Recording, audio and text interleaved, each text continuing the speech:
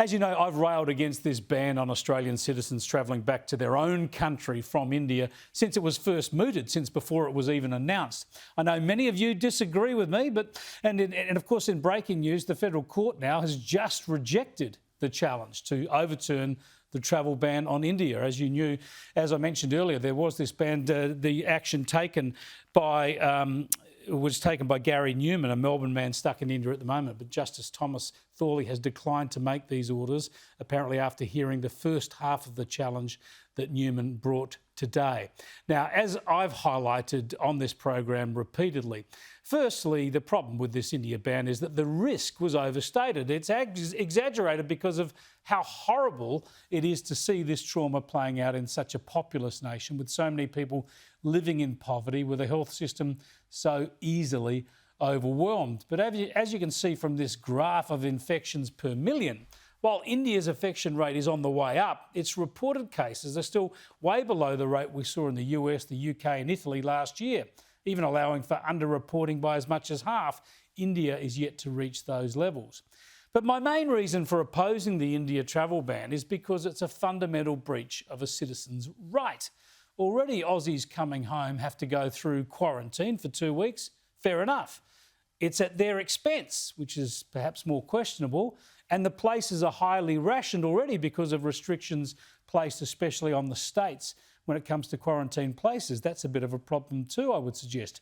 But banning citizens, telling them they can't come home, threatening to prosecute them if they do, from any country, let alone singling out just one country, is an extreme action, because a basic right of a citizen is to be able to return to their own country. That's in the Universal Declaration of Human Rights. Let's go again to Sharri Markson's show last night, because she had one Liberal senator on the program who was prepared to share his view, questioning this decision by his own government.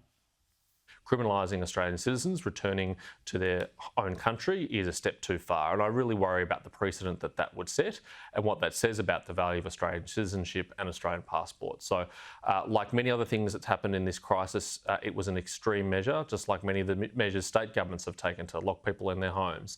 And I hope we never see them again in peacetime or any other context. Yeah, James Patterson well said there. This was a threshold decision. The so-called pause ends on Saturday, and I, for one, don't want to see such a ban imposed ever again. Let's go to Professor George Williams now, who's written about this issue today in The Australian. He's a constitutional lawyer. Thanks for joining us, George. Now, we've heard that this ban has been upheld, or a challenge against it has been thrown out by the federal court just minutes ago.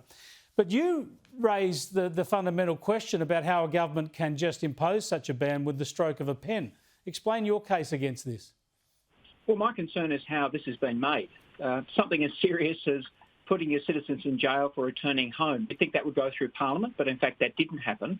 And in this case, it wasn't even possible for Parliament to disallow the decision by the Minister.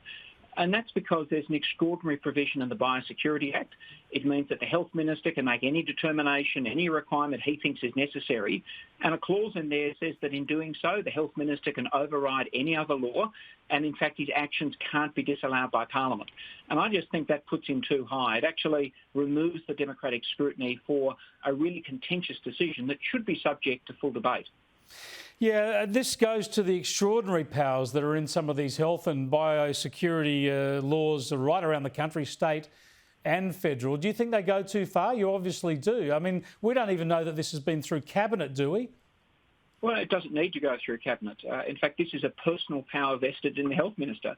Even if the Prime Minister disagrees, he's able to exercise this power. That's how extraordinary it is. It's the closest we get in Australia to a dictatorial power. One person alone can make a decision that can lead to jail and can override any other law. And yes, I do think things have got out of hand. I think we do need decisive action. We need the ability for our leaders to protect the community. But that's no excuse for sidelining Parliament. In fact, the more extreme the power, the more important it is that there's the possibility for debate, and the more important our elected representatives get a say. I think that's an important debate, and we'll climb back into that when it comes to the federal government powers and the state government powers in the days and weeks to come. But before I let you go, what about the fundamental right of a citizen to return to his or her country? Isn't that a threshold we've crossed with this decision? Well, I'd like to say it was a fundamental right. It should be. And as you've said, it is in international law. It is in other countries. Israel, for example, their Supreme Court has defended the right of people to return. But in Australia, it's not the same. Legislation can override that. We don't have any special citizenship protection in our constitution. So we're really vulnerable in this country to whatever our leaders think is needed. And I think that's a problem because it means that citizenship really can be devalued and not taken seriously. And frankly, poor decisions made in the heat of the moment. George, thanks for joining us. Thank you. Professor George Williams there, who's a constitutional lawyer. We'll follow that up. The extraordinary powers here. Wonder how long they're going to stay in place, what sort of a role Cabinet and Parliament should have in oversighting these laws.